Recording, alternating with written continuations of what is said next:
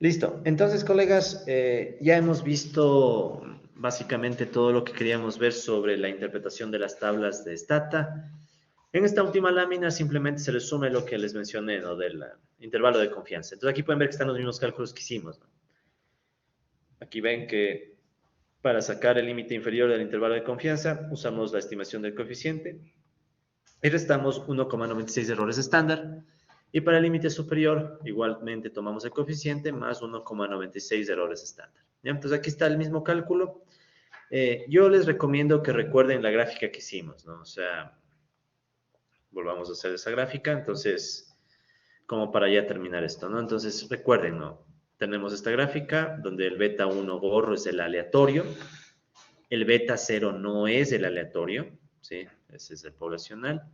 Y lo que Stata hace, como en este ejemplo, es tomar el valor estimado del beta 1 gorro menos 228 y construye un intervalo de confianza de beta 1 gorro más 1,96 errores estándar y el beta 1 gorro menos 1,96 errores estándar, 96 errores estándar, ¿sí? Pero ¿alrededor de qué valor está centrada la distribución entonces? La distribución alrededor del beta 0 poblacional. Ah, que hablo beta 1, disculpe. O sea, alrededor de la pendiente de la recta poblacional, que por cierto no conocemos. Claro, pero este beta 1 usted dijo ya no le ponemos como igual a cero. Así es, porque pudimos rechazar la hipótesis nula. Y entonces, ¿qué valores de que asumimos? O sea, No sabemos, pero por lo menos sabemos que es muy improbable que sea cero. O sea, pero entonces, ¿cómo yo asumo que el beta 1 gorro que encontré está a la izquierda del beta 1 poblacional si ya no es cero? O sea, si el beta 1 poblacional ya no es cero, ¿cómo asumo que está a la izquierda? Es lo que no entiendo. bueno, o sea, porque le puse a la izquierda nada más. Ah, ya, es que era para... Sí, Ya, sí, sí, sí. ya, Muy ya. buena pregunta, no es muy buena. Nadie quita que el beta 1 poblacional sea todavía más negativo que lo que encontramos. En ese caso, ¿dónde estaría el intervalo de confianza? Por este otro lado. Entonces aquí tendríamos, o sea, si hiciéramos otra muestra, seguro que nos va a dar otro beta 1 gorro de otra muestra. Digamos que esta le llamamos muestra subcero o muestra subestrella, superíndice estrella. Digamos que aquí sale menos 1, supongamos nada más. Entonces aquí podríamos sacar un beta 1 estrella más 1,96 errores estándar, pero de este beta 1 estrella. Sí, no pongamos así, del beta 1 estrella. Y aquí sería beta 1 estrella menos 1,96 errores estándar del beta 1 estrella. O sea, en definitiva, donde voy es, este intervalo puede estar a la derecha o a la izquierda del beta 1 poblacional. No sabemos dónde porque el beta 1 es un dato desconocido y que nunca vamos a conocer. Pero lo que sí sé es que pese a eso, lo cierto es que el 0 está muy acá. Ese sí. O sea, el 0 sí es un valor que está demasiado a la derecha y por tanto me permite descartar en 95 de cada 100. ¿Qué significa? Que podría pasar que por mala suerte alguna muestra sí termine incluyendo el 0. Pero eso ya sería mala suerte, ¿no? Entonces, en nuestro caso, parece que sí es lo suficientemente alejado, ¿no? Listo, entonces con eso está terminado este tema y pasamos al siguiente. Vamos a hacer un pequeño paréntesis siguiendo al libro de Story Watson, porque me pareció muy bueno ese paréntesis que hacen ahí Story Watson para introducir otro tipo de variables que van a ir apareciendo en la práctica econométrica, ¿no? Que son las variables, bueno, les sabemos llamar las variables dummy. ¿Ya? ¿Cuál es la idea de las variables dummy? ¿Ya? O también se les sabe llamar variable indicador o, bueno, variable binaria, sí, son la misma idea. Verán, yo no soy amigo de los anglicismos, no me gustan los anglicismos, pero variable dummy está tan, o sea, se vuelve tan repetitivo que ustedes van a escuchar todo el tiempo variable dummy, variable dummy. Entonces vamos a usar el anglicismo, ya, aunque no me gusta. Ya. Estados Unidos no es mi país de referencia, pero bueno. Más allá de eso, el tema es que, ¿qué es una variable dummy? Es una variable que solo toma dos valores, ¿sí? Toma dos valores. Cero, que se suele considerar un nivel de referencia, y uno, que es el nivel que se compara con respecto al referencial. ¿Sí? Entonces, son estas variables que sirven para indicar la existencia de alguna característica, por ejemplo, o para distinguir diferentes casos. ¿Ya? Por ejemplo, pensemos en el stata, ¿sí? En nuestro stata podemos construir una variable dummy con la siguiente definición. Es apenas un ejemplo siguiendo a Stogie Watson, ¿no? Para mantenernos con el libro. Entonces, miren cómo se puede construir una variable dummy, ¿no? O sea, podemos decir que esta variable es igual a 1 si la ratio alumnos-profesor es menor a 20, ¿sí? O sea, que X sea menor a 20, que podríamos interpretarle como una ratio baja, ¿ya? O sea, una ratio alumnos-profesor baja. O sea, en un curso hay menos de 20 alumnos por profesor. Y en cambio, podemos decir que la dummy es 0 si la ratio alumnos-profesor es de X mayor o igual a 20, o sea, una ratio alta. Si yo hago esto, ¿cuál es el nivel referencial? La ratio alta. ¿Y cuál es la característica que queremos resaltar? La ratio baja. ¿Sí? Esto es, ya depende de quién hace el estudio, ¿no? O sea, pueden ustedes escoger libremente 0 o 1, como quieran. Yo aquí estoy siguiéndole tal cual a lo que hacen Stogie y Watson para poder verificar resultados, ¿no? O sea, para que lo que hagamos sea exactamente como sacan ellos en el libro. Pero en definitiva esa es la idea de una variable dummy. Entonces una variable dummy es una variable que pone valores 0 o 1 y que trata de recoger a todos los casos posibles. Si ven que aquí están todos los casos posibles, ¿no? O sea, por un lado, los casos mayores o iguales a 20 en la ratio alumnos-profesor y por el otro lado lo que sobra, que son los menos de 20. ¿Cómo construimos una variable dummy en Stata? Bueno, aquí está dicho lo que les decía, ¿no? O sea, que el caso referencial es mayor o igual a 20, pero bueno. En Stata usamos el siguiente comando. Entonces miren que aquí tenemos primero la opción gen, o perdón, el comando gen que viene de generate, o sea, de crear una variable, ¿sí? Gen o generate es para crear una variable. Luego aquí ven que he usado la letra D. Ustedes pueden ponerle cualquier nombre a una variable dummy. Yo le puse D por dummy misma, ¿no? Y después ponemos D igual. Entonces aquí hay opciones, verán. Vamos un momento al Stata, verán. Hay opciones.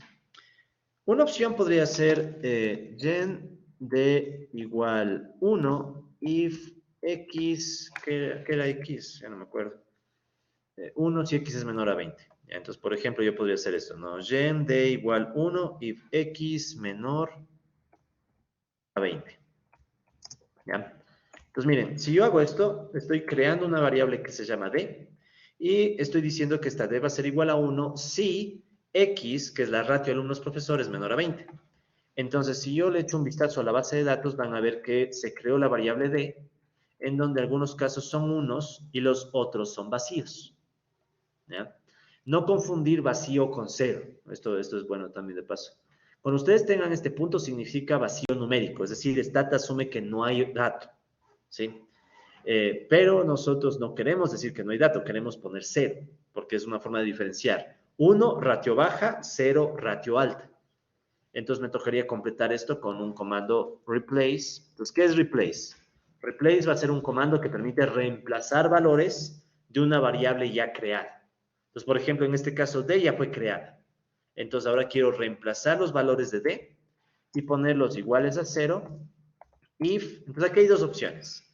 La una opción sería si X es al 62, perdón, X mayor o igual a 20. ¿Sí? Entonces, ¿qué va a lograr esto? Doy Enter y si ven que aquí dice 182 cambios reales hechos, ¿no? Es decir, donde antes estaban estos puntos, ahora está creado ceros. Entonces aquí ven que están los unos y ceros. ¿Sí? Y ahí están todos los casos y está construida la variable dummy. Entonces, esa es la una opción. Entonces, recapitulando, esa opción es crear la variable, o sea, usar el comando gen o generate, ponerle un nombre a la variable, indicar que cuando es 1, aclaramos la condición y luego podemos reemplazar los valores por 0 poniendo la otra condición. ¿Ya? Ahora, el problema es que esto es muy, si se quiere, muy rústico, ¿ya? O sea, esto mismo lo podemos hacer en una sola línea de comando. ¿Ya? Entonces, primero permítanme voy a borrar la D, ¿ya? Drop. Recuerden que el comando drop es para borrar variables. En este caso estoy borrando la variable D para volverla a crear. Entonces, ¿qué voy a hacer? Voy a decir gen D igual, y después del D igual yo pongo la condición que quiero que tenga el valor de 1. X, en este caso, al 60, digo al 60 porque mi teclado no tiene menor a 20. ¿Sí? Tal como está aquí en la lámina, ¿no? D igual X menor a 20. Entonces, ¿cuál es la lógica? Cuando yo hago esto, o sea, cuando yo hago que una variable sea igual a una condición, en este caso estoy haciendo que D sea igual a esta condición X menor a 20, Stata sobreentiende que los casos que tienen o cumplen la condición toman el valor de 1 y los casos que no cumplen el valor de 0. Entonces, si le damos Enter, en una sola línea de comando que nos va a arrojar Stata, la misma idea. Simplemente aquí están unos y ceros. ¿Sí? Pero es automático. Entonces, aquí ya no necesito estar indicando Stata cuál es el caso cuando tiene 1, cuándo es el caso que tiene 0, sino que en una sola línea de comando se hace toda la operación. Entonces, mi recomendación, acostumbrarse de a poco a hacerlo así, ¿no? Porque es más práctico. Entonces, repito una vez más, ¿no? Se hace generate, el nombre de la variable, igual, y aquí ponemos la condición, ¿sí? Condición para el caso de i igual 1. ¿Sí? Entonces, recuerden que aquí está la condición para el caso 1 y lo que sobra sería el caso 0. ¿Sí? El caso con d igual 0. Ok, entonces, como pueden ver, la variable dummy, entonces, ¿qué objetivo tiene? Tiene como objetivo hacer una clasificación, ¿no? O sea, aquí, por ejemplo, me dice, ya sé cuáles distritos podemos decir que tienen ratio baja y cuántos tienen ratio alta. De hecho, si hacemos un summary de la D, bueno, si ven que aquí tenemos esta media, ¿no? De 0.5666. ¿Qué significa esa media? Recuerden que el DI era igual a 1 si tenemos una ratio alta, perdón, baja, y 0 si tenemos una ratio alta. Entonces, una suma de unos y ceros. Si yo tomara todos y les agrego. Si saco el promedio, como el que está aquí, ¿qué significará ese 0.56? Que el 56% de los distritos escolares tienen ratio baja. ¿Sí? Entonces, es una forma rápida de interpretar estas variables dummy, ¿no? O sea, si ustedes tienen variables dummy, fíjense cuál tiene el valor de 1, ¿sí? Y cuando ustedes sacan, por ejemplo, un sumario estadístico, el promedio les va a decir el porcentaje de variables o de observaciones que cumplen la condición. Entonces, en este caso, 56% tienen ratio baja. O sea, el 56% de los distritos estudiados tienen una ratio alumnos-profesor de menos de 20. Entonces, es lo que nos diría ese promedio, ¿no? En fin. Entonces, supongamos que ahora queremos hacer una regresión poblacional como la que está aquí. Entonces, miren la diferencia. Ahora voy a hacer que Y dependa de beta 0 más beta 1 por DI más UI. ¿Ya? Entonces, aquí viene una primera lección. En un modelo de regresión, no siempre puedo tener variables continuas. D es una variable binaria, pero también se la puede poner en una regresión como cualquier otra variable. Pero entenderán que si pongo la D no tiene mucho sentido que ponga la X también, porque tiene la misma información. ¿Sí? Entonces, esta es una forma de hacer una regresión con variable dummy. ¿Okay? Entonces, el procedimiento para hacer la estimación, el mismo. Mínimos cuadrados, ¿sí? Supuestos los mismos, todo idéntico, ¿no? Lo que va a cambiar es la interpretación del beta 1. ¿Sí? Esa es la parte en la que hay que tomar en cuenta. Cuando ustedes trabajan con variables dummy, la interpretación del beta 1 es diferente. ¿Sí? De hecho, el beta 1 lo que va a permitirme es hacer una interpretación de la diferencia entre promedios. ¿Ya? Entonces, es básicamente un análisis de diferencia de medias o de promedios, que ya vamos a ver en un segundo qué significa. ¿Ya? Entonces, hagamos la aplicación. ¿Dónde estás? Stata.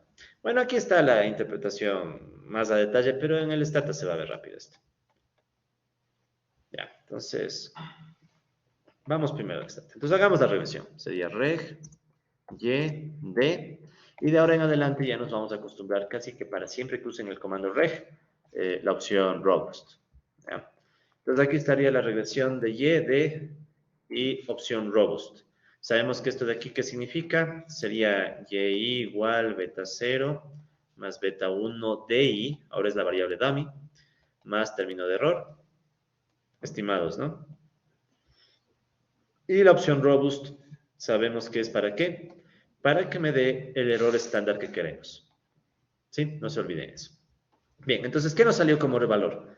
O sea, beta 1 gorro. Ya saben que lo que nos importa siempre es beta 1 gorro. Entonces, ¿cuánto salió beta 1 gorro? Salió de 7.37. Ya, entonces, haciendo el análisis rápido, ¿estadísticamente significativo? Sí, ¿por qué? Porque el valor del estadístico T es 4, mucho más alto que 2, ¿no? O bueno, mucho más alto que 1,96. Valor P, muy bajo, ¿sí? Entonces puedo rechazar la hipótesis nula, beta 1 igual a 0, rechazada, ¿sí? Rechazada al 95% de confianza. Incluso más porque vemos que este valor P es muy bajito. Bien, entonces viene la interpretación. ¿Qué significa este 7,37? Entonces, recordemos, la variable dummy tiene dos opciones, 1 o 0. En nuestro caso, el 1 significaba que tenemos una ratio baja, o sea, una ratio de alumnos profesor baja, menor a 20. 0 significaba una ratio alta. ¿Ya? Entonces, miren lo que pasa aquí. Si yo analizara esta regresión para una ratio alta, ¿qué pasaría con el término del coeficiente? Estaría multiplicado por un 0. ¿Sí? Porque si están de acuerdo que si analizo la ratio alta, ¿qué significaría? Que el de ahí se reemplaza por el 0. Y si reemplazo por el 0, ¿qué me va a quedar? Solo beta 0. Olvidándome del error, ¿no? O sea, borremos el error, le gané el error. Pongamos la predicción mejor. Entonces, si DI es igual a 0, entonces Y estimado va a ser igual a beta 0, nada más. Entonces, ya tenemos una primera interpretación de beta 0. Miren cómo aquí las cosas cambian un poco, ¿no? Usando la variable dummy. El beta 0 sería el valor de base. ¿Sí? El beta 0 es como un valor base. ¿Ya? Y de hecho, ¿cuál valor base? El valor base igual a el caso de distritos con ratio alta. O si se quiere, beta 0, perdón, sí, beta 0. Beta 0, que pongamos igual el valor, ¿cuánto sale? 649,9. 650 ya. Ese sería, en promedio, el valor del rendimiento académico de las escuelas de ratio alta. ¿Sí? ¿Por qué? Porque es el caso cuando el D es 0. Entonces, cuando el D es 0 es como que se borra todo esto y solo queda beta 0. ¿Sí? Entonces, el 650 representaría al rendimiento promedio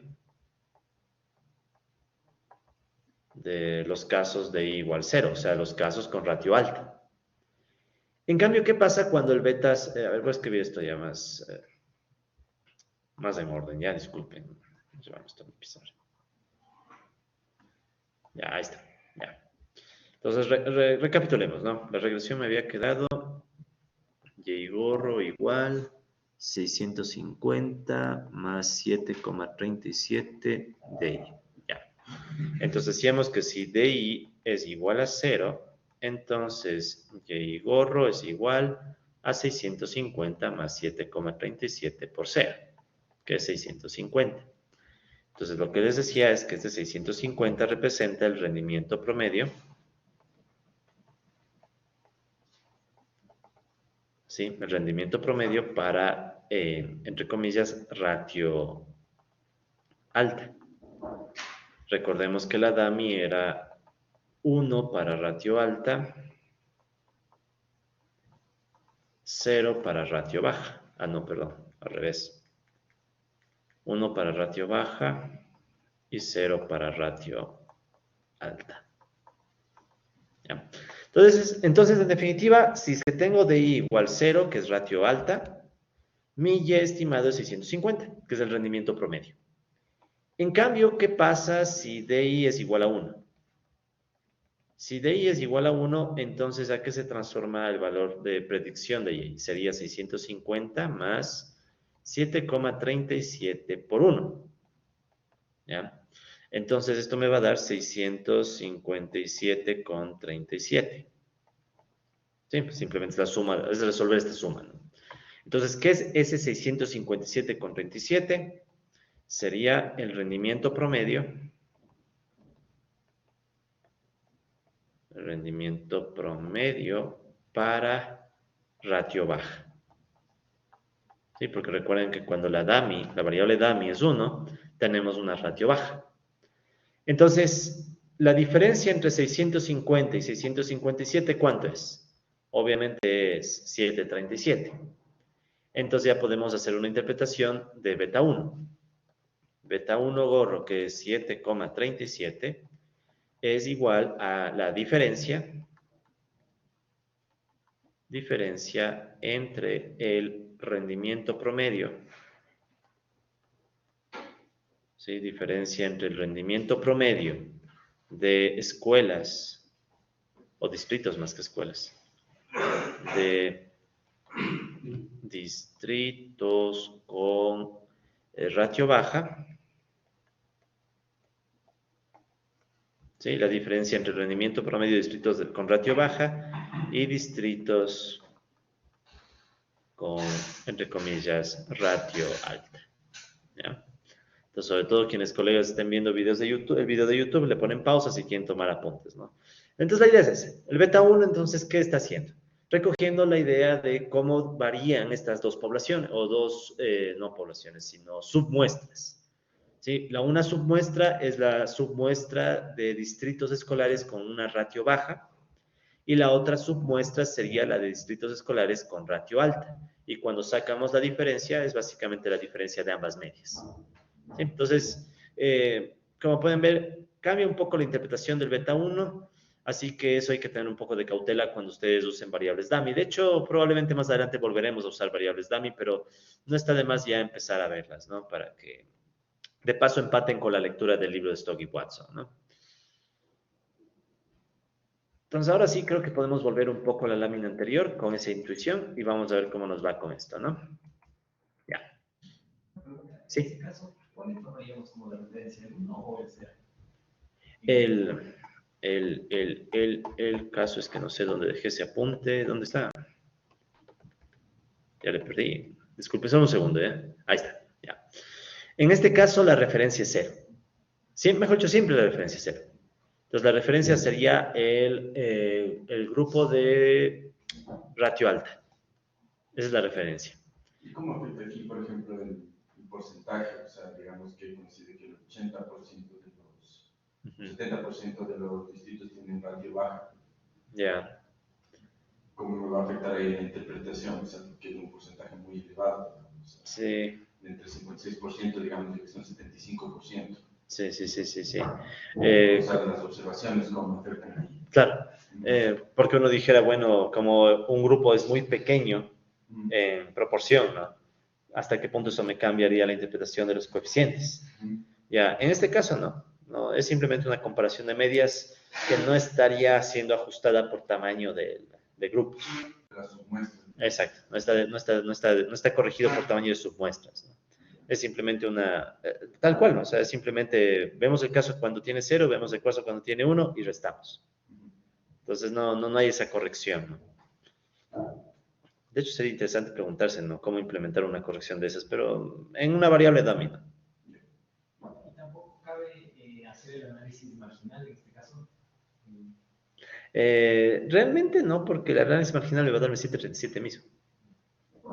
Sí. Para quienes no saben qué es el análisis marginal, ya vamos a hacer más adelante el análisis marginal en Stata, ¿ya? Pero en definitiva es como sacar cómo cambia la Y cuando hay un cambio marginal en el regresor. O sea, cómo cambia Y cuando hay un cambio marginal en el regresor. Pero en este caso el regresor solo puede tomar valores 0 o 1. Entonces, al ser simplemente el valor 0 o 1, el cambio marginal es 1 y se vuelve 737 el efecto marginal, ¿no? Entonces, no hay mayor. Pero bueno, más adelante vamos a ver con calma eso del efecto marginal y cómo sacar en Stata. En fin, chévere. Entonces, vamos a ver si ahora le ponemos un poco de teoría a lo que hemos dicho así más intuitivamente, ¿no? Entonces, como el DI, o sea, como esta variable dummy solo puede tomar dos valores, 0 o 1, ya no es útil ver a beta 1 como la pendiente. Creo que está claro ahora eso, ¿no? O sea, el beta 1 ya no se puede ver como la pendiente de una recta, porque nuestros datos solo son de tipo 0 o 1. De hecho, si nosotros hiciéramos una gráfica, de hecho, hagamos una gráfica, ¿no? Aquí haciéndole, hagamos la gráfica, el scatter, para ver cómo se ve esto, ¿no? Sería el scatter Y y D. Entonces, esperemos un ratito Stata porque está procesando. Entonces, miren la gráfica de esto. Esto es bien interesante. La variable dummy solo puede tomar valores 0 o 1. ¿Sí? 0 o 1. El rendimiento es el rendimiento, entonces se puede tomar cualquier valor, o son puntos del promedio de examen de lectura y de matemáticas. Pero la variable dummy solo puede tomar valores 0 o 1. Entonces, aquí pueden ver que ya no tiene mucho sentido de verle a la regresión como la pendiente de una recta. Porque, o sea, ¿qué recta es esa? ¿No? O sea, a ver, sería, digamos que está aquí, acá, más o menos sería algo así, ¿no? ¿Ya? Entonces, en rigor, ya no tiene sentido la idea de pendiente. Pero sí pueden ver que toma sentido la idea de que, como que la inclinación de esta línea me está mostrando la diferencia entre las dos medias, de los dos grupos. Porque aquí está clarito, ¿no? Aquí tengo el grupo, aquí tengo el grupo con dummy igual 0. O sea, estos son los de ratio alta, que sirven de referencia. Y este, en cambio, es el grupo dummy igual 1, o sea, ratio baja. Entonces, más que pendiente, lo que está haciendo el beta 1, ¿sí? O sea, el beta 1 gorro, es mostrarme la diferencia entre estas dos medias, ¿no? ¿Sí? Entonces, esa es un poco la intuición de la regresión. ¿Sí? Mostrarme un poco la idea de cómo varían estas dos medias. ¿Sí? ¿Ok? Entonces ya no es la idea de pendiente. ¿Sí? Ya cambia un poco la idea. Entonces, por ende, cuando tengan variables dummy, el coeficiente beta 1 simplemente es eso, el coeficiente de la variable dummy. ¿Sí? Ya no interpretarle como pendiente, ¿no? Entonces, para interpretar los coeficientes beta 0 y beta 1, consideremos por separado los dos casos, de igual 0 y de igual 1. ¿Ya? Como hicimos antes, pero ahora veamos un poquito más teórico. Entonces, si la ratio alumnos-profesores baja, ¿no era alta? Alta, ¿no? Ratio alta, sí, aquí hay otro error en la lámina, disculpen. Por si acaso, todo cambio que haga en las láminas después lo subo a nuestro material, ¿no? Es alta. Sí, otro error. Bueno, si aparece otro error ahí le corregimos. Ya. Entonces, si la ratio es alta, ¿ya? ¿Qué es lo que pasa? Lo que decíamos, ¿no? Quedaría y igual beta 0 más beta 1 por 0 más UI. El 0 le anula beta 1 y me quedaría y igual beta 0 más UI. Noten que esta es incluso la poblacional, o sea, es incluso la regresión poblacional y ahí también pasa lo mismo. O sea, se anula beta 1. Ahora, por el supuesto de exogeneidad, ustedes saben que dice el supuesto de exogeneidad. Esperamos que el error esperado, si conozco la variable dummy, tiene que ser 0. Entonces, si yo saco las esperanzas en esta ecuación, ¿qué va a pasar? Que si yo saco la esperanza de este término, pero por exogeneidad sé que la esperanza del error debe volverse 0, entonces me queda que el valor esperado de y, cuando conozco que la dummy es 0, tiene que ser igual a beta 0. Lo que decíamos, ¿no? Es decir, el valor esperado del rendimiento académico, cuando tengo una escuela con una ratio alta, o bueno, un distrito con ratio alta alumno-profesor, se recoge en beta 0. Entonces aquí la interpretación de beta 0 ya es más importante. O sea, ahora sí puedo decir que beta 0 es económicamente más relevante en nuestro caso. ¿Se acuerdan que antes beta 0 solo nos daba el nivel de una recta? Ahora no. Ahora beta 0 es el valor medio poblacional del rendimiento académico. ¿Sí? Y si hacemos la estimación, sería la estimación de ese rendimiento en el caso de ratio alumnos-profesor alta. Ahí sí ha estado bien alta. ¿Ya? ¿Qué pasa en el otro caso? Si es que la ratio fuera una ratio baja, o sea, de dummy igual a 1. Entonces, obviamente, pasa lo que vimos, ¿no? O sea, y igual beta 0 más beta 1 por 1 más el error. O sea, y igual beta 0 más beta 1 más el error.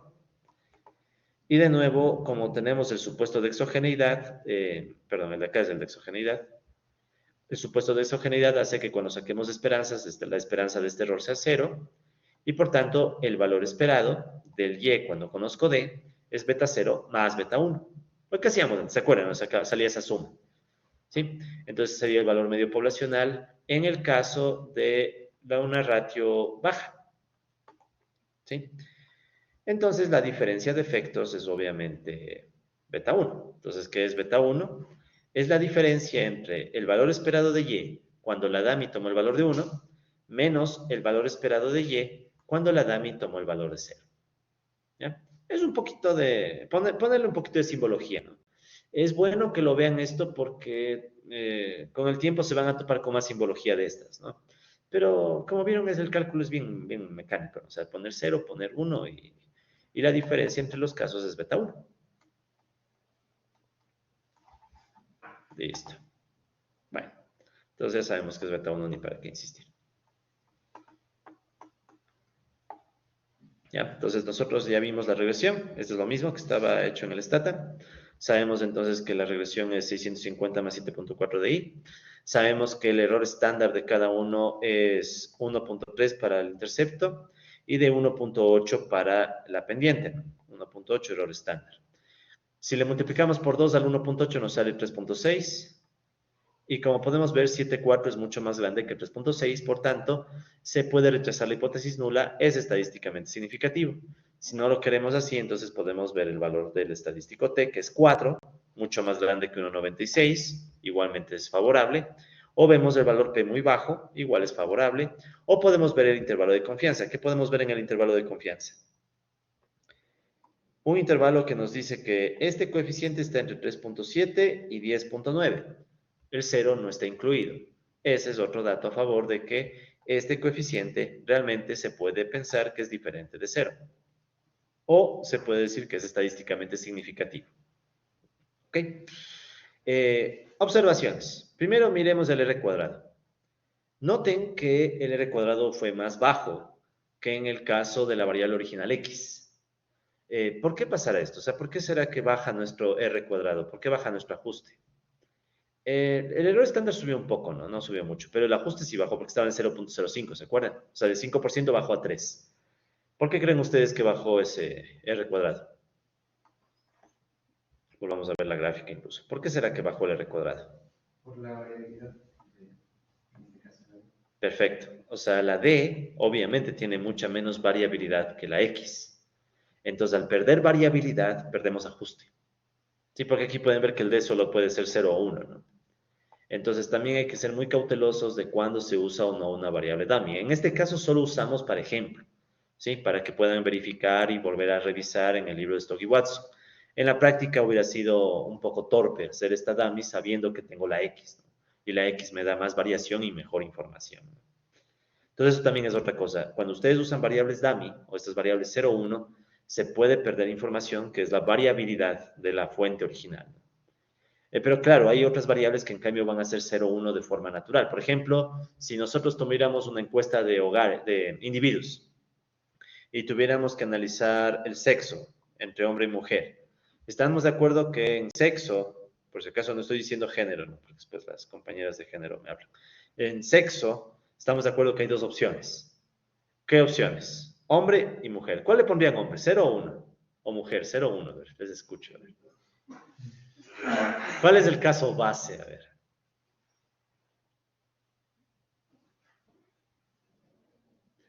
¿Saben qué haría yo en esas cosas? Una moneda. No es una moneda y lo que sale, ¿sí o no? ¿Listo? Equitativos. Ya. Pero el caso es que el 0 puede representar a uno de los dos sexos y el 1 al otro sexo. El caso es que supongamos que al lanzar la moneda, 0 salió hombre, ya solamente, sí merecemos ser el 0 ya. Y el 1 salió mujer. ¿Ya? Entonces, si lo clasificáramos de esta forma, 0 sería el caso base. Y mujer, y el beta 1, perdón, que sacaríamos, sería la diferencia entre mujer y hombre. ¿Sí? Entonces, esas sutilezas hay que irlas viendo, pero repito, en la práctica se va a ver más, ¿no? Pero siempre recuerden que el 0 es el caso base. ¿Por qué es el caso base? Porque es el caso que va a darle sentido al beta 0. Sí, tal como vimos antes, ¿no? O sea, cuando ustedes le ponen 0 a la dummy, entonces solo les va a quedar la constante. En fin.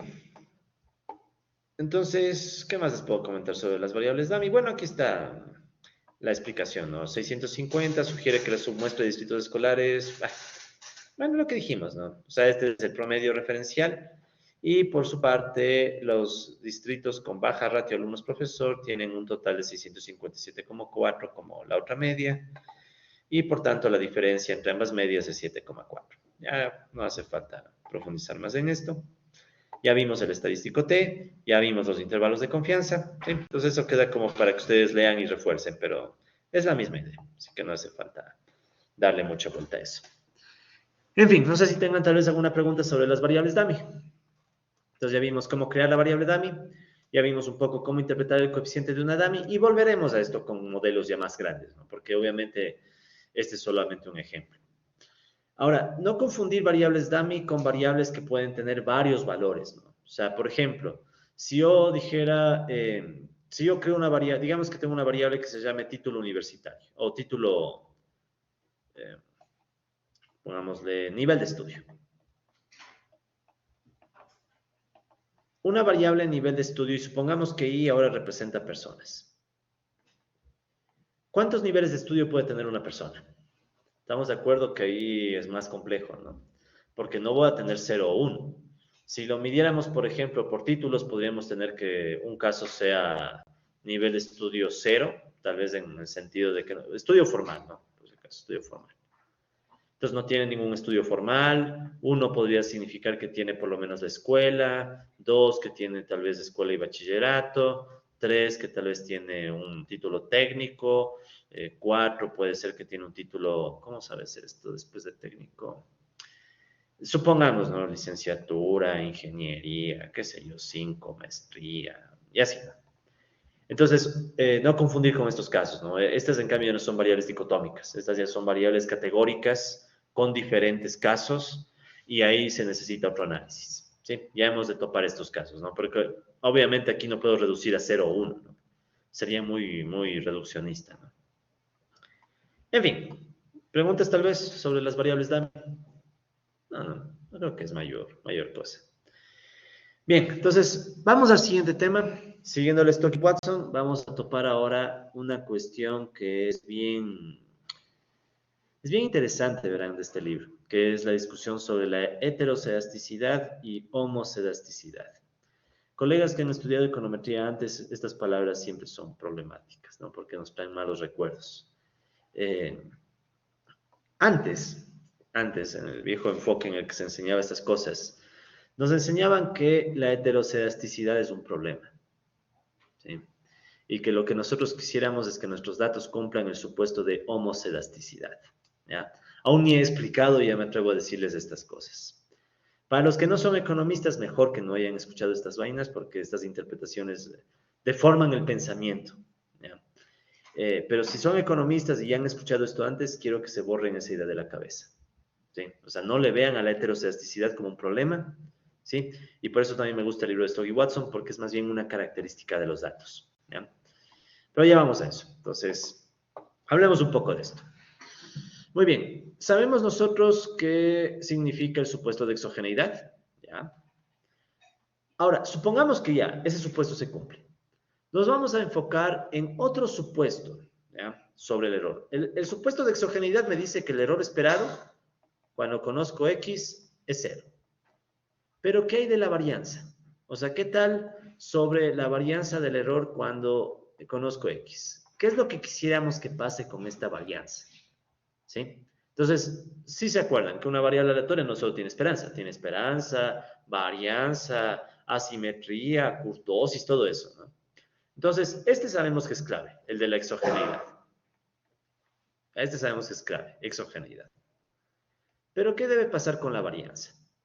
Entonces, para entender un poco mejor la varianza del término de error, vamos a hacer una visualización, ¿ya? Entonces, primero definamos términos. Entonces, vamos a definir que el término de error es homocedástico si la varianza condicional de la distribución de UI dado XY es constante. O dicho más fácil, cuando esta varianza, ¿sí?, es una constante.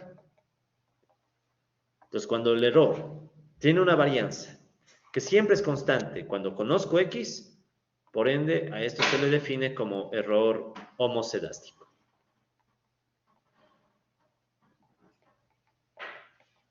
¿Ya? Y por ende, se puede entender cuál es el caso contrario. Entonces, ¿cuál es el caso contrario?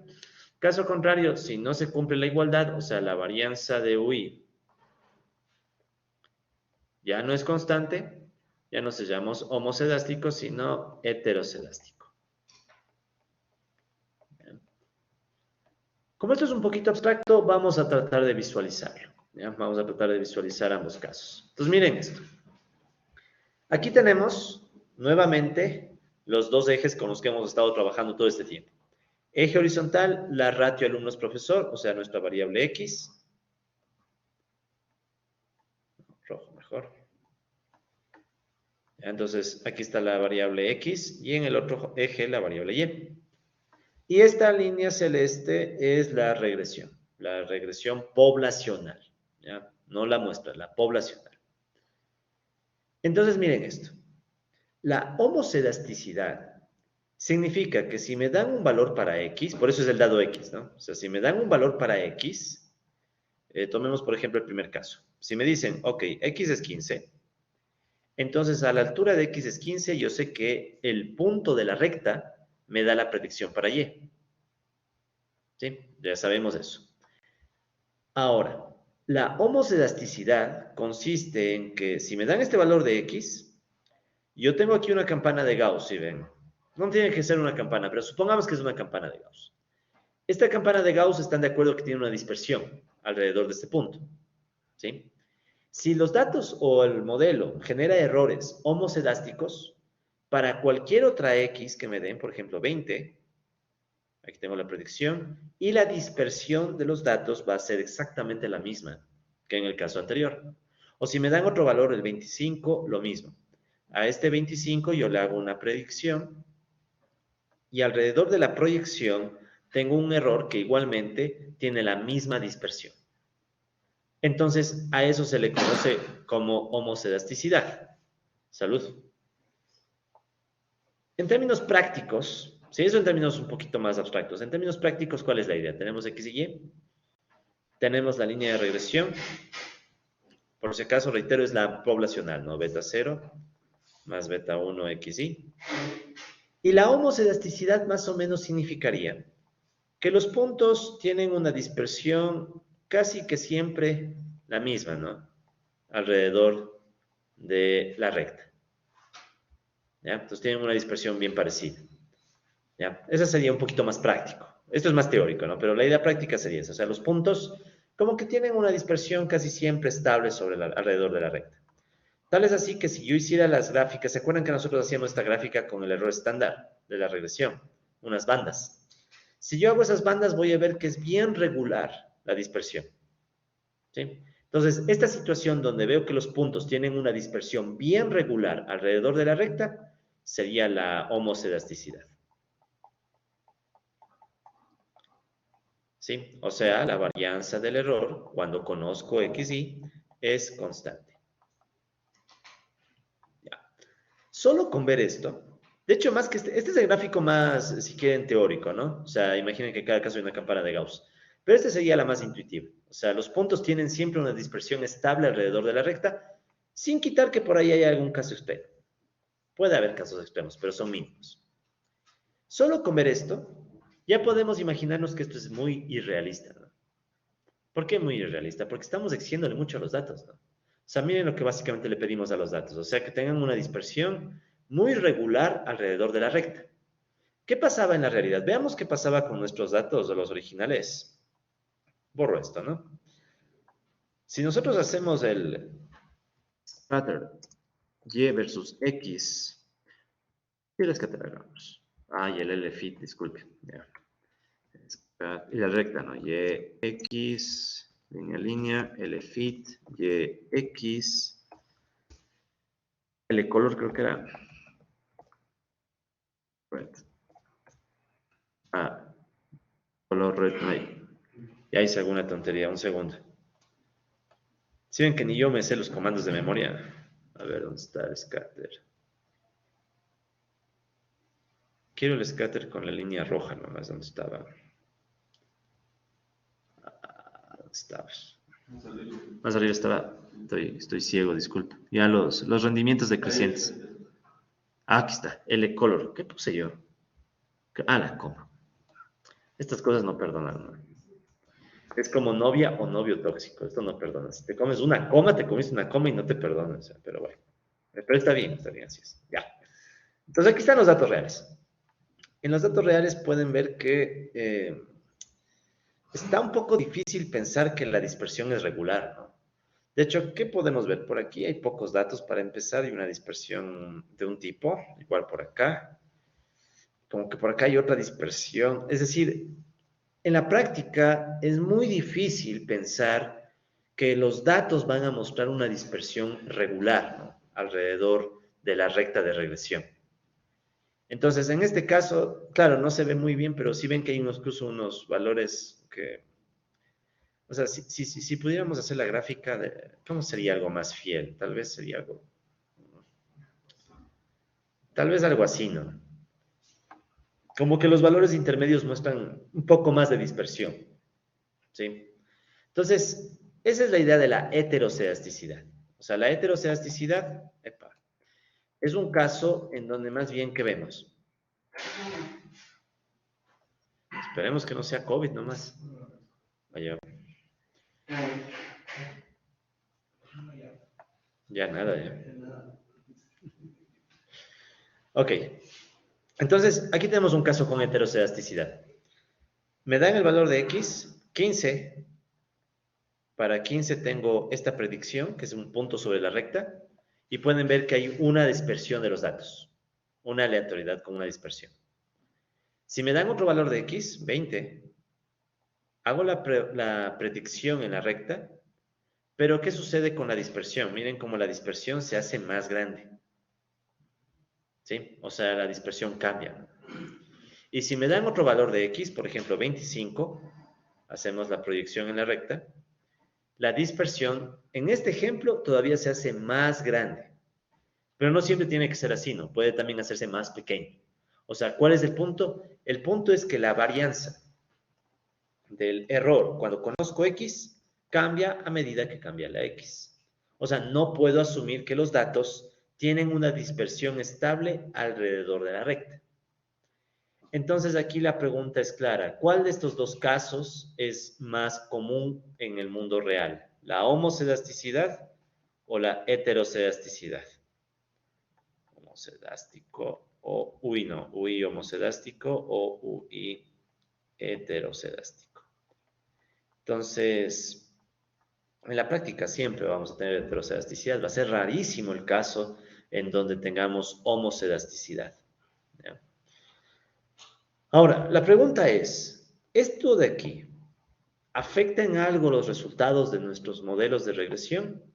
En realidad no, porque recuerden ustedes cuáles eran los tres supuestos que debían cumplirse. Los tres supuestos de MCO para la inferencia causal, ¿cuáles eran? Exogeneidad, datos I y D y kurtosis finita. Tal vez lo que más se acerca a esto es kurtosis finita. ¿Se acuerdan que la kurtosis finita dice los datos extremos son improbables? Pero es kurtosis, no es varianza. Entonces, ¿qué significa? Que en términos estrictamente rigurosos, la heterocedasticidad no afecta todo lo que hemos aprendido. O sea, si tengo estos tres supuestos, o sea, si estos tres supuestos se cumplen, exogeneidad, datos de ID y kurtosis finita, y tengo un tamaño de muestra mayor o igual a 100 para que se cumpla el teorema de límite central, estoy bien. Aún si mis errores son heterocedásticos. ¿Ya? Por eso repito, lo que pasa es que a veces cuando, sobre todo los economistas que nos hemos formado en la vieja escuela, siempre nos hablan de la heterocedasticidad como un problema. Y no es un problema, si ven que es una característica que pueden tener los datos. Es una dispersión que puede ser más alta, más baja, y ya depende de la información que usemos. ¿Ya? Entonces, como les decía, ¿no? Debido a que los presupuestos MCO para la inferencia causal, o sea, exogeneidad, datos I y D y kurtosis finita, no imponen restricción a esta varianza, o sea, no dicen nada de la varianza, es la primera vez que ponemos a hablar de la varianza, los resultados que hemos visto siguen siendo los mismos, a pique. O sea, sirven esos resultados, sea que haya heterocedasticidad o sea que tengamos homocedasticidad. ¿Sí? O sea que los puntos tengan una dispersión constante alrededor de la recta de regresión o una dispersión inestable, o sea, variante, nos da lo mismo. ¿Ya? Por ende, los estimadores beta 0 y beta 1 siguen teniendo las mismas propiedades, las que vimos al inicio de la clase, ¿se acuerdan? Insesgados, consistentes Y lo más importante para nosotros, distribución muestral que se acerca a la distribución normal. O sea, ese gráfico que hacíamos, ¿no? O sea, el beta 1 gorro. ¿Se acuerdan que si dividimos esto para el error estándar, nos quedaba una cosa así, ¿no? Si hacemos la estandarización, aquí estaría el 0, un error estándar, 1,96, menos 1, menos 1,96. Este resultado, que ahora sabemos que es bien importante porque nos permite hacer pruebas de hipótesis, ese resultado no va a cambiar, sea que tengamos homocedasticidad o heterocedasticidad. ¿Ya? Entonces, listo, o sea, uno podría terminar la discusión ahí y decir ya no tienen que hacer ningún análisis de heterocedasticidad. Sin embargo, es bueno conocer esto, históricamente se enseñaba, ¿no? Entonces, vamos a hablar un poco más, pero la idea es que esto no se va a dañar, ¿sí? Esto no se va a dañar para nada. ¿Ya? Ok, ahora, en cambio, si a los tres supuestos de MCO le agregamos, o sea, noten que esto es un extra, ¿no? O sea, si le agregáramos el supuesto de la homocedasticidad, entonces los estimadores beta 0 y beta 1 son los más eficientes entre los estimadores lineales que podemos construir comparando Y con X. ¿Ya? O sea, esta es una característica que sí es propia de la homocedasticidad. Si pusiéramos esto como un supuesto adicional, o sea, imagínense que a los tres supuestos le ponemos este extra, o sea, de que la dispersión de los puntos alrededor de la recta es estable, entonces ahí se puede demostrar que estos coeficientes son los más eficientes. ¿Se acuerdan qué significaba esto de más eficientes? Mínima varianza. ¿Sí? Tendrían la mínima varianza en el caso de estimadores lineales. De hecho, eso tiene un nombre, se le llama el teorema de Gauss-Markov, ¿ya? Que más adelante lo vamos a estudiar. Sin embargo, como pueden ver, estamos, o sea, hasta ya tener los tres supuestos es complejo, ¿no? O sea, saber que es exógeno, saber que los datos son ID y que es kurtosis finita, ya es complejo. Los dos últimos, como sea, se pueden aceptar. El primero es el que les va a matar su tesis de maestría. Meter otro supuesto más, ¿para qué? Entonces, miren esto, el chiste es el siguiente. Si ustedes no ponen este supuesto, pierden eficiencia. ¿Qué significa? Que ustedes van a tener unos resultados con más error estándar, o sea, más dispersión. ¿Sí? O sea, va a ser un poco más grande el resultado. Pero en cambio es más realista. Es decir, no estamos exigiendo que los puntos sean bastante, con una dispersión uniforme alrededor de la recta. Entonces, sí, este es un resultado importante, el Gauss-Markov. De hecho, antes, en versiones anteriores del curso, hasta demostrábamos el teorema Gauss-Markov.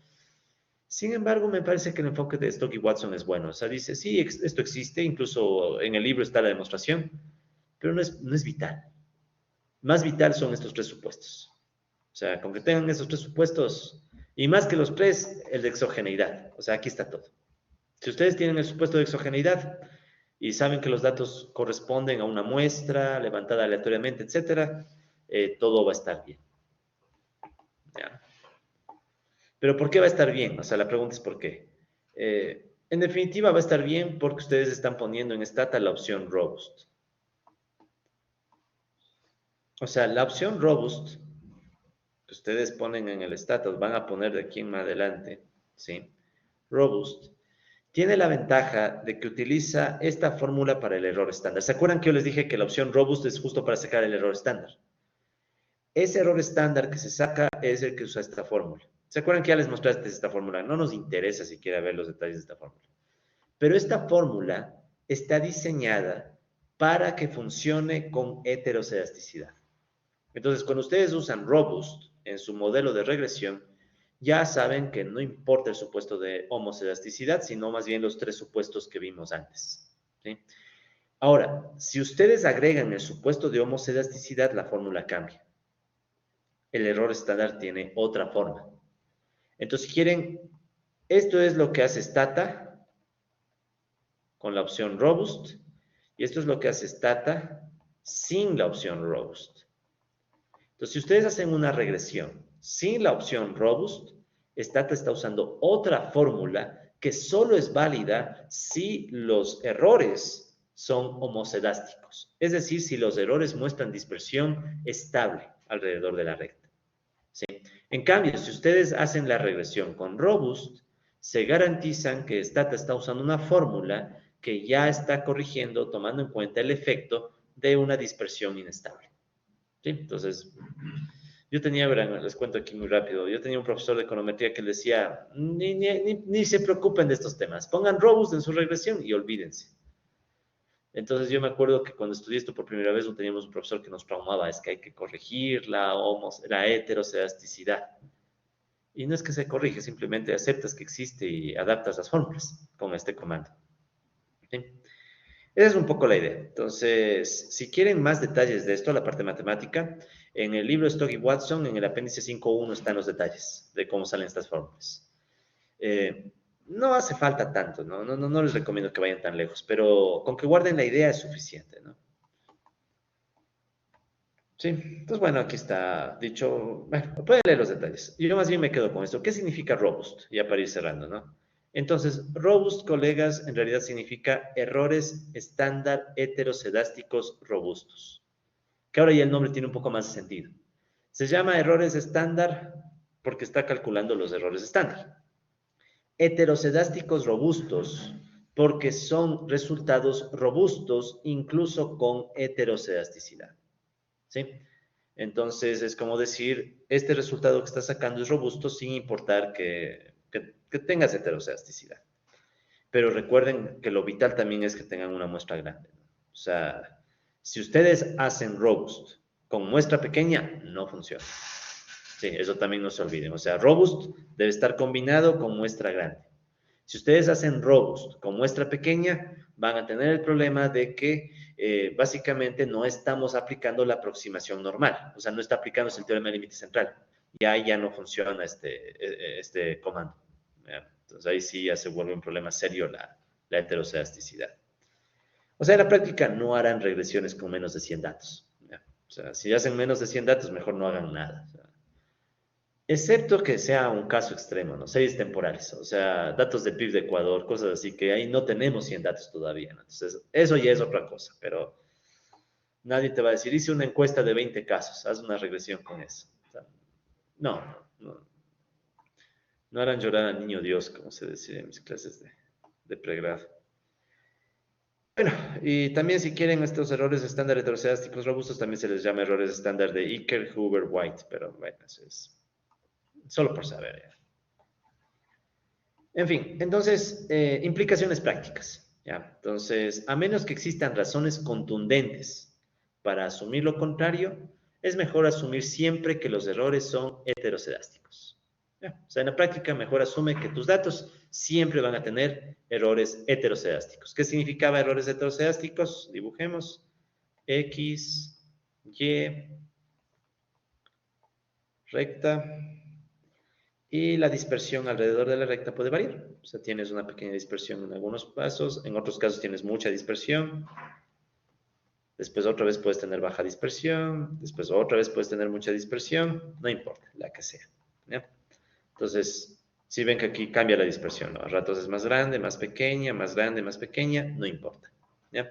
Siempre es mejor asumir ese como el caso por defecto, el caso realista. ¿Ok? Entonces empezamos por ahí.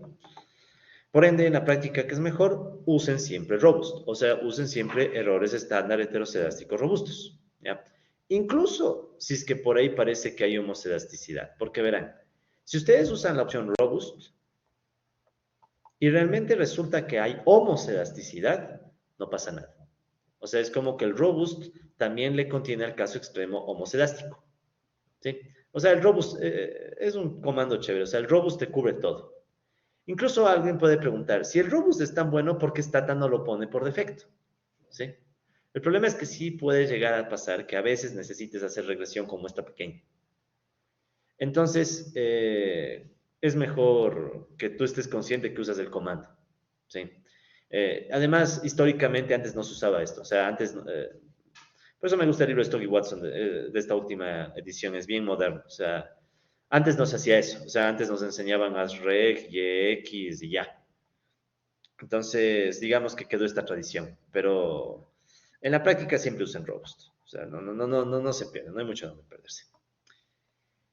¿Qué más? Bueno, ya está dicho aquí robust, entonces ya saben. ¿Sí? Y por si acaso, si es que llega el día en que alguien les dice, oye, pero no corregiste heterocedasticidad, ¿qué te pasa? No sé qué. No fue el profe Cajas, nada, fue Stoggy Watson capítulo 5, ¿no? Sí, por si acaso, o sea, vayan a decir que no hiciste bien, no hiciste esto, ¿ya? ¿Sí? Entonces ahí está el robust. Como les decía, verán, en algunos casos no está incluida esta opción por defecto. No me acuerdo si en R, por ejemplo, está incluido por defecto, toca programar. No me acuerdo ahorita bien. Pero en Stat es bien cómodo. O sea, solo pones robust y ya. Ok, entonces con eso ya cerramos la idea de homocedasticidad y heterocedasticidad. No hace falta profundizar más al respecto. Y si quieren más detalles, pueden leer el libro de Stokes y Watson. En la práctica todo se reduce a usar en tu regresión errores heterocedásticos robustos. Ya, o sea, no hay mucho más. Y de hecho, verán, una cosa interesante. Si ustedes hacen la regresión YX y hacen la regresión YX con la opción Robust, ¿sí? Entonces ahí estoy haciendo las dos regresiones, ¿no? Fíjense que los coeficientes no cambian, ¿sí? O sea, aquí ven que tanto en la regresión YX como en la regresión YX con Robust, los coeficientes son exactamente iguales, ¿sí? O sea, eso no va a cambiar, ¿ya? Si los coeficientes son iguales, significa que tú tienes esta regresión, y gorro igual beta 0 gorro más beta 1 gorro xy, donde beta 0 y beta 1 siguen siendo idénticos. Si beta 0 y beta 1 no cambian, las predicciones tampoco cambian. Si las predicciones no cambian, ¿qué va a pasar con el error de predicción? Y menos y predicción, tampoco cambia. O sea, el comando robust no te va a dañar ni las predicciones, ¿sí? Ni los coeficientes, ni los residuos. ¿Se acuerdan eso que aprendimos con el comando predict? ¿Se acuerdan que con predict nosotros sacábamos la predicción y los residuos? Resulta ser que ese comando predict te va a dar el mismo resultado si hiciste una regresión original o una regresión con robust. Te va a dar lo mismo. Lo que realmente cambia entre los dos casos es el error estándar.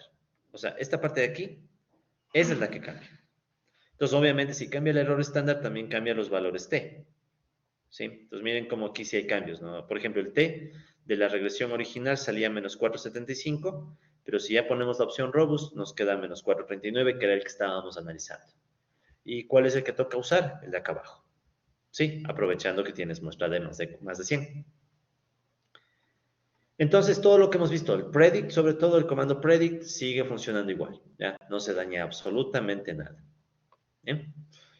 Muy bien, entonces no sé si hay alguna pregunta sobre el comando robust y esta cuestión de la homocedasticidad y heterocedasticidad. ¿No? ¿Quién de ustedes ya vio esto antes? O sea, ¿qué recuerdos tenían de la heterocedasticidad y la homocedasticidad? ¿Algún recuerdo? No me acordaba tanto. Sí, mejor. Más de endogeneidad. Más de endogeneidad. Y es por eso, o sea, tal vez ya fue un enfoque moderno. Porque en un enfoque moderno ya casi como que es un comando, ¿no? Que lo arregla todo. Era lo más de corregir, yo recuerdo. O sea, en la práctica, ¿cómo corregir eso? Sí. Sí, en la vieja escuela los que aprendimos esto a la mala era horrible porque se usaba, hay varias opciones, ¿no? O sea, se podía hacer mínimos cuadrados ponderados y cosas así, ¿no? O sea, que no tenían mucho sentido. Veamos, por cierto, quiénes están conectados. Bueno, pasemos al siguiente tema. El siguiente tema, colegas, vamos a ver si es que hoy día casi que estamos ya por terminar regresión con una variable. Quiero cerrar eso hoy día. Lo que sigue es algo de teoría, un poquito más de teoría sobre el estimador MCO, que voy a pasar súper rápido, porque como entenderán, este curso quiere dar más un enfoque práctico, pero al menos vale la pena que profundicemos en par cuestiones teóricas, ¿no? Primero, bueno, ¿qué son básicamente? Vamos a plantear unas definiciones. Vamos a definir a los estimadores lineales condicionalmente sesgados. ¿Sí? O sea, los estimadores lineales condicionalmente sesgados son básicamente estimadores beta 1 que son funciones lineales de y y que son insesgados. Ya sabemos que es insesgado. O sea, la esperanza teórica es igual al dato o el parámetro poblacional. ¿Ya? Por ejemplo, no pensemos que beta 1 gorro es un estimador lineal. ¿Qué es un estimador lineal? Un estimador lineal es básicamente un estimador que se construye a partir de la combinación lineal de y. ¿Qué significa eso? Sumas y restas de y por algún coeficiente. ¿Ya? ¿Por qué les hablo de esto? Les hablo de esto porque el mínimos cuadrados, el MCO, el mínimos cuadrados ordinarios, es también un estimador lineal. ¿Ya? Pero bueno, no quiero profundizar mucho en eso. Quiero más bien recordarles la idea de insesgado, ¿no? O sea, ¿qué era insesgado? Si yo quiero saber el valor esperado de un estimador y conozco los valores de X, sé que el valor esperado del estimador va a ser igual al dato de la población. ¿Ya? Eso ya hemos visto, ¿no? Estimador insesgado. ¿Ok? Entonces, ¿qué es un estimador lineal condicionalmente sesgado? Que cumple estas dos condiciones. ¿Ya? O sea, que sea una combinación lineal de y, o sea, que sea la suma y restas de y multiplicadas por algún coeficiente, y que también la esperanza teórica sea igual al beta 1 poblacional. ¿Ya? Más detalles de esto en Stock y Watson, apéndice 5.2. Pero bueno, ¿qué es lo que me interesa? Primero notemos que el MCO es también un estimador lineal. O sea, ¿se acuerdan que aquí estaba la fórmula del MCO? Esto es lo que hace Stata. Lo que Stata en el fondo hace, aunque se vean muchas sumas y restas, no es más que tomar las y sumarlas y promediarlas por un ponderador, este ponderador A, que está aquí en esta fórmula. Entonces, un ponderador. O sea, en definitiva, el MCO es una forma compleja de promediar la Y.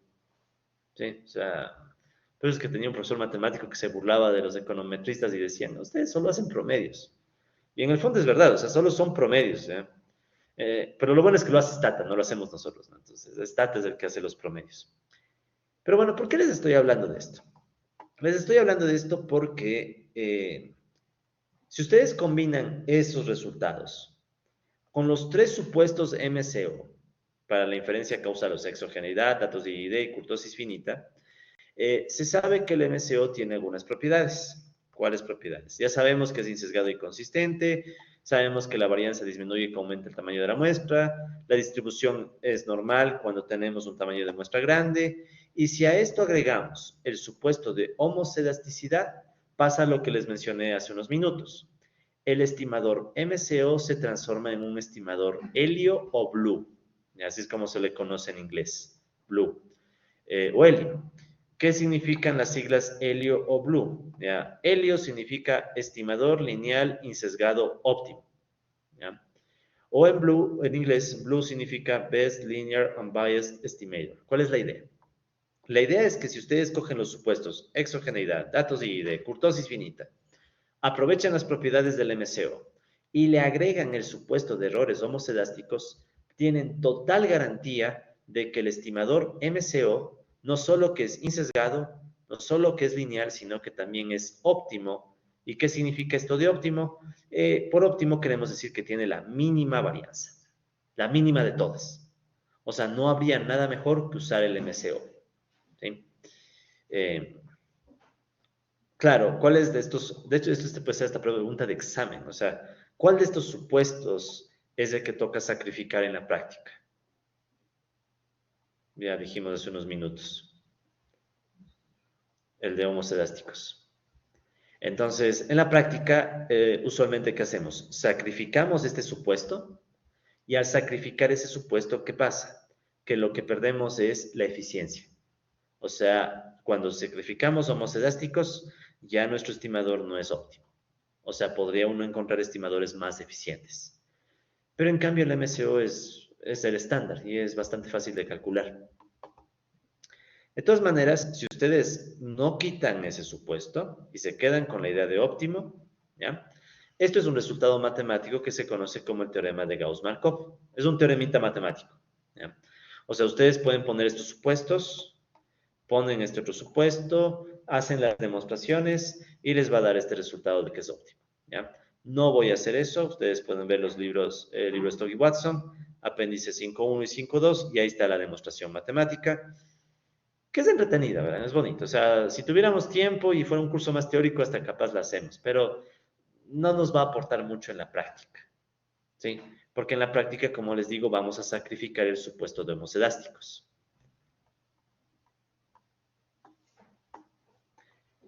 Más bien quiero que veamos las limitaciones, ¿ya? ¿Cuáles son las limitaciones del teorema de Gauss-Markov? Pero por lo menos ya sabemos, ya han oído del teorema de Gauss-Markov. O sea, ¿qué te dice el teorema de Gauss-Markov? Si tengo mis tres supuestos de MCO, ya saben, repitamos hasta el cansancio: exogeneidad, datos I y D, y kurtosis finita, y le agregamos el supuesto de homocedasticidad, que ese ya sabemos que no es realista, entonces tenemos que el beta 1 gorro se vuelve helio, estimador lineal y sesgado óptimo. ¿Ya? Ese es el teorema de Gauss-Markov. ¿Ya? Ese es el teorema de Gauss-Markov. Ahora, ¿qué limitaciones tiene? Limitación 1, según Stokes y Watson, por si acaso. No. Estas son otras formas de justificar por qué usas robos, si quieres. ¿Ya? Entonces, ¿por qué? Primero, como saben, el supuesto de errores homocedásticos no es válido en la práctica. O sea, en la práctica, casi, verán, en todos estos años que he hecho econometría y cosas, nunca me he topado con unos errores que se distribuyan bien uniformemente alrededor de la recta. Nunca. Y cada vez que un profesor me decía corrija, ganas de decirle, a ver, corrija usted, a ver si puede.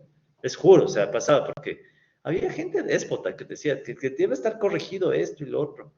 Cuando son los datos, o sea, es como torturarle a los datos. ¿Se han oído esa expresión? O sea, hay gente que le tortura a los datos hasta que los datos digan lo que uno quiere. No hagan eso. O sea, los datos son los datos y ya no. O sea, recordemos que la heterocedasticidad de los errores no genera problemas. O sea, nos hace perder eficiencia, sí. O sea, no vamos a tener esta condición óptima. Pero eso no nos importa. ¿Qué es lo que nos importa? Recuerden desde el inicio, lo que queremos es que beta 1 gorro sea efecto causal. Es lo que importa, que el beta 1 gorro nos diga una relación causa-efecto. Eso nos importa. Y eso solo se necesita, solo se obtiene con estos presupuestos. Y que sea normal, ¿no? Y que beta 1 gorro se acerque a lo normal. Eso también nos interesa para las pruebas de hipótesis. Y ya saben que todo eso se logra con errores robustos. Ya. Pero eso sí hay que ser cautos. Como estamos quitando este supuesto, el MCO no es el más eficiente, ¿sí? Hay estimadores más eficientes. Una opción es el uso de mínimos cuadrados ponderados. ¿Por qué no vamos ni a ver mínimos cuadrados ponderados? Porque en definitiva Robust le cubre estos casos. O sea, Robust ya se encarga de resolver lo que resolvería este tipo de modelos. Entonces no hace falta ni profundizar mucho ahí. Otra limitación. Incluso si todas las condiciones son válidas, hay estimadores no lineales, ¿sí? Que pueden ser más eficientes, incluso si tienes homocedasticidad.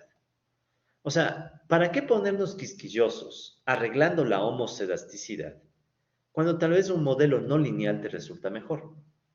¿Sí? Entonces, en definitiva, si alguien te empieza a molestar por la homocedasticidad, tú dile, a ver, Stokes y Watson en el capítulo 5 dicen que la homocedasticidad no es práctica. No tiene sentido estudiarse eso. Y listo. Ya, si quieres más detalles, aquí están en las láminas resumidos. En fin, ¿qué más vale la pena decirles de esto?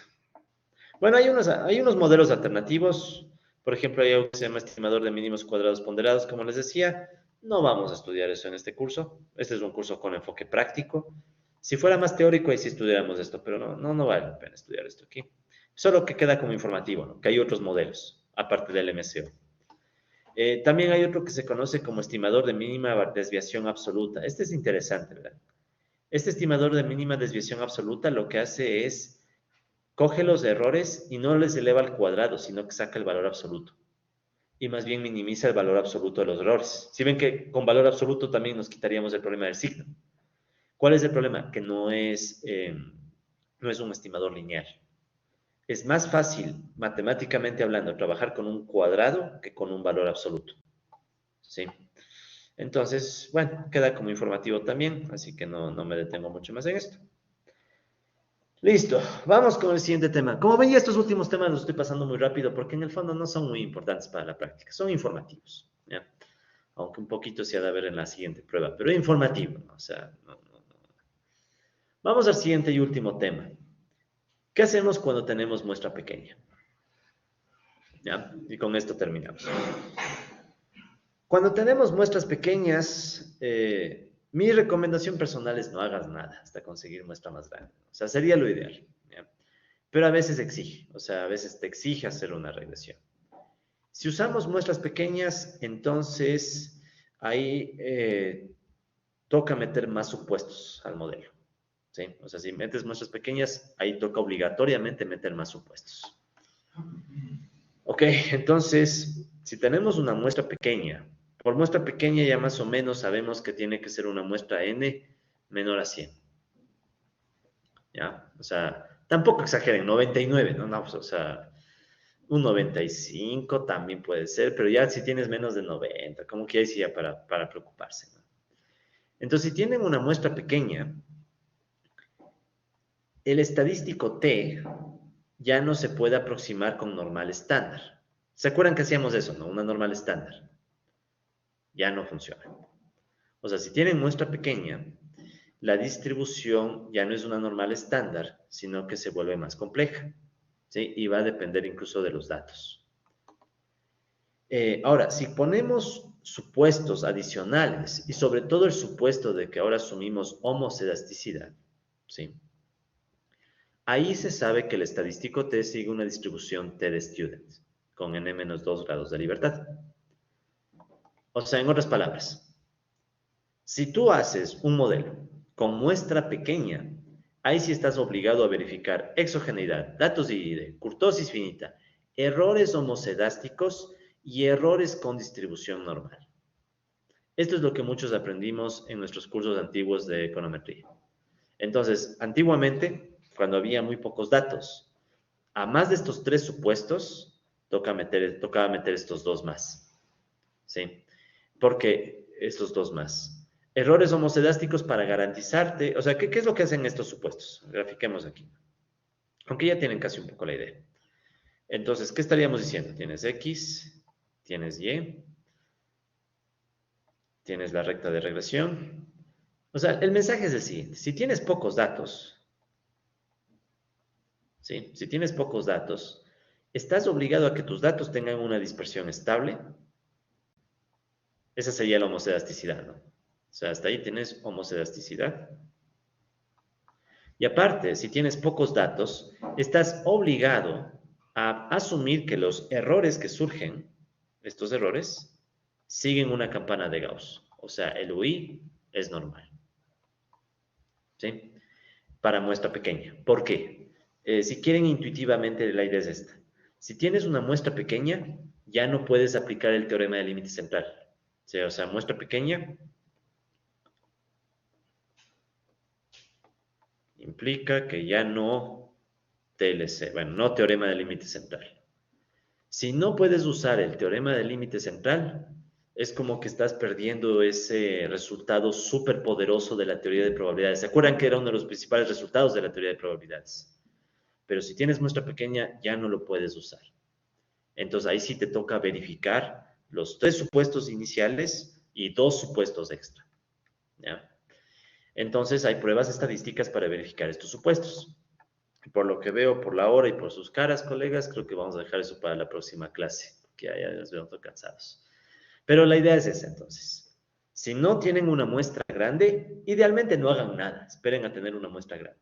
Pero si mismo tienen que trabajar con muestra pequeña, entonces son los tres supuestos más dos supuestos extra, que en la próxima clase vamos a ver cómo se estudia. Porque ahí toca meter unas pruebas, como por ejemplo la prueba de White, ahí tal vez algunos se acuerden de eso, y la prueba Harkevera para normalidad.